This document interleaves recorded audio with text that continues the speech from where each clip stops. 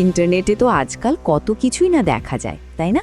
মাঝে মাঝে এমন সব ভিডিওর সামনে আসে যা দেখলে মনে হয়, আরে বিজ্ঞানের সব নিয়মকানুন কি তাহলে ভুল? চোখের সামনেই তো অসম্ভবকে সম্ভব হতে দেখা যায়, কিন্তু পর্দার আড়ালে আসল গল্পটা কি? চলুন আজ আমরা সেই রহস্যের গভীরে ডুব দেব। ফ্রি এনার্জি মানে কোনো খরচ ছাড়াই শক্তি। আবার ধরুন প্লাস্টিক পুড়িয়ে পেট্রোল বানানো, শুনতে তো দারুণ লাগে, কিন্তু প্রশ্ন হলো এগুলো কি আসলেই যুগান্তকারী কোনো আবিষ্কার, নাকি পুরোটাই একটা নিখুঁতভাবে সাজানো ভ্রম? চলুন আজকের এই বিশ্লেষণে আমরা এর শেষ দেখে ছাড়ব। তো আজ আমাদের তদন্তের তালিকায় কি কি আছে? প্রথমেই আসছে জ্বালানি ছাড়া মোটর বাইক, এরপর দেখব নিজে নিজে চলা সেই বিখ্যাত ওয়াটার পাম্পের কারসাজি, তারপর আছে প্লাস্টিক থেকে পেট্রোল তৈরির মতো বিপজ্জনক দাবি, আর সব শেষে চুম্বক দিয়ে নাকি বিনামূল্যে বিদ্যুৎ। সোশ্যাল মিডিয়া তো এইসব ভিডিওতে সয়লাভ, আর আজ আমরা এর প্রত্যেকটার ব্যবচ্ছেদ করব। আচ্ছা, এই রহস্যগুলো সমাধান করতে হলে আমাদের কিন্তু আগে প্রকৃতির একটা খুবই গুরুত্বপূর্ণ আইন, মানে একটা অলঙ্ঘনীয় নিয়ম বুঝতে হবে। এটা এমন একটা সূত্র যা এই পুরো মহাবিশ্বের সব কিছুকে নিয়ন্ত্রণ করে। আর এটাই হলো সেই নিয়ম, শক্তির সংরক্ষণশীলতার সূত্র বা law of conservation of energy. ব্যাপারটা খুব সোজা। শক্তিকে আপনি নতুন করে বানাতেও পারবেন না, আবার পুরোপুরি ধ্বংসও করতে পারবেন না। এটা শুধু এক রূপ থেকে আরেক রূপে বদলে যায়। যেমন ধরুন বিদ্যুৎ শক্তি দিয়ে আমরা বাতি জ্বালাই, মানে এটা আলোক শক্তিতে পরিণত হয়, বা হিটার চালাই যা তাপ শক্তিতে পরিণত হয়। ব্যাস এটুকুই। তাহলে মূল কথাটা কি দাঁড়ালো?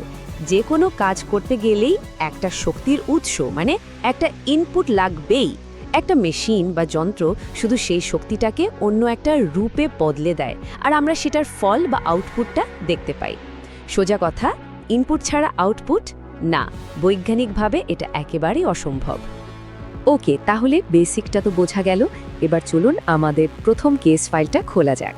জি, আমি সেই বিখ্যাত জ্বালানিবিহীন মোটরসাইকেলের কথাই বলছি, যেটা নিয়ে ইন্টারনেটে রীতিমতো তোলপাড় চলছে। ভিডিওগুলোতে কি দেখানো হয়? একজন খুব আত্মবিশ্বাসের সাথে বলছেন, এই দেখুন ভাই, বাইক তেল ছাড়াই চলছে। ফিউয়েল ট্যাঙ্ক খুলে দেখাচ্ছে একদম খালি, কিন্তু বাইকটা ঠিকই চলছে। দেখে তো অবাক হওয়ারই কথা, তাই না? মনে হবে আরে এ তো এক যুগান্তকারী আবিষ্কার। কিন্তু এখানেই আসল খেলাটা। পর্দার সামনের ভ্রম আর পেছনের বাস্তবতা দুটো কিন্তু একদম আলাদা। আমাদের দেখানো হয় বাইকটা নাকি শূন্য থেকে চলছে, কিন্তু আসল সত্যিটা হলো শক্তির আসল উৎসটা খুব চালাকির সাথে লুকিয়ে রাখা হয়। এটা কোনো রেভলিউশনারি প্রযুক্তি নয়, বরং খুবই সাধারণ ট্রিক, যেমন সিটের নিচে একটা ব্যাটারি লুকিয়ে রাখা বা এমন কোনো জ্বালানি লাইন ব্যবহার করা যা চোখে পড়ে না। সুতরাং এই কেস থেকে আমরা একটা সহজ নিয়ম শিখতে পারি। যখনই দেখবেন কোনো যন্ত্র চলছে কিন্তু সেটার শক্তির উৎসটা স্পষ্ট নয় বা দেখানো হচ্ছে না, তখন মোটামুটি নিশ্চিত থাকতে পারেন যে এর পেছনে কোনো না কোনো চালাকি আছে, কারণ প্রকৃতির নিয়ম কিন্তু এখানেও ভাঙা হয়নি। আচ্ছা, মোটরসাইকেলের কেস তো বন্ধ হলো। এবার চলুন আমাদের পরের ফাইলে। এবার আমরা তদন্ত করব সেই স্বচালিত ওয়াটার পাম্পের রহস্য, যেটা নাকি বিদ্যুৎ ছাড়াই পানি তুলতে পারে। কি মনে হয়, এখানেও কি একই রকম কোনো কৌশল আছে? এই ভিডিওগুলোর দাবি আরও মজার। বলা হয় পাম্পটা চালাতে নাকি কোনো বিদ্যুৎ বা তেল কিচ্ছুই লাগে না।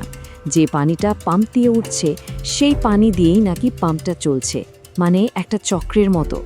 ব্যাপারটা অনেকটা নিজের চুল ধরে নিজেকে শূন্যে তোলার মতো হাস্যকর আর অসম্ভব, তাই না? এখানেও সেই একই ভ্রম তৈরি করা হয়। দেখানো হয় যে পানি নিজেই পাম্পকে শক্তি দিচ্ছে, কিন্তু বাস্তবতাটা কি? বাস্তবতা হলো পানিটা এখানে শুধুই একটা ডিস্ট্র্যাকশন, মানে মনোযোগ ঘোরানোর জন্য।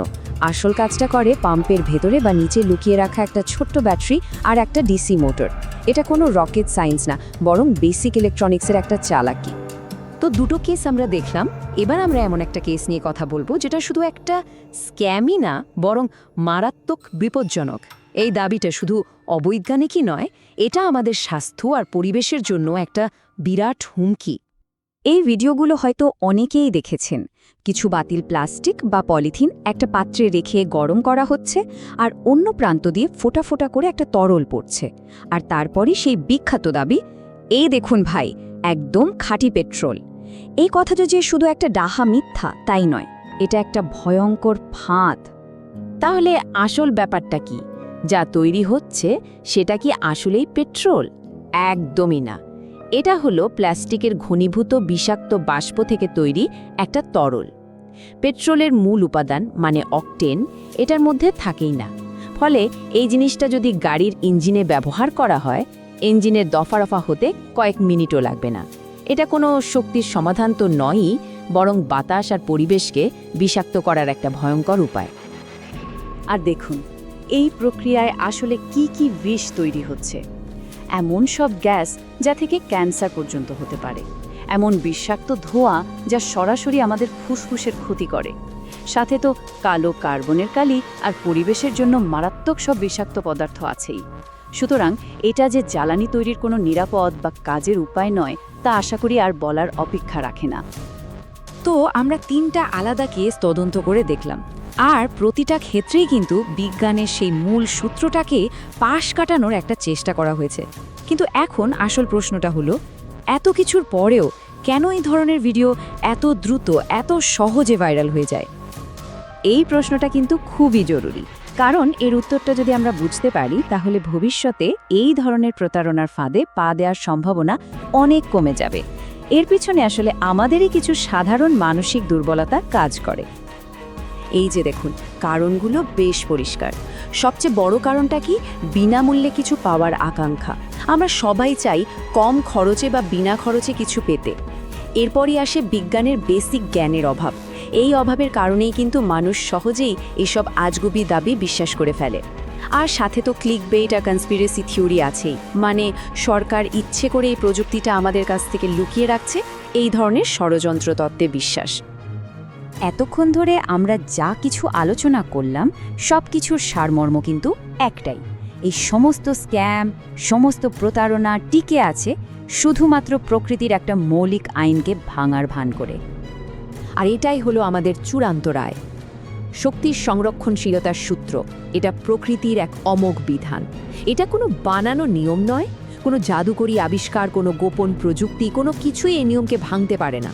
তাই পরের বার যখনই কেউ বিনামূল্য শক্তি তৈরির দাবি করবে, এক মুহূর্তের জন্য ভাববেন তিনি আসলে বিজ্ঞানের সবচেয়ে মৌলিক ভিত্তিটাকেই অস্বীকার করছেন। তাহলে আজকের মতো আমাদের বিশ্লেষণ এখানে শেষ হচ্ছে, কিন্তু আমাদের তদন্ত কিন্তু থামবে না, কারণ অনলাইনে এরকম অবৈজ্ঞানিক দাবির কোনো অভাব নেই।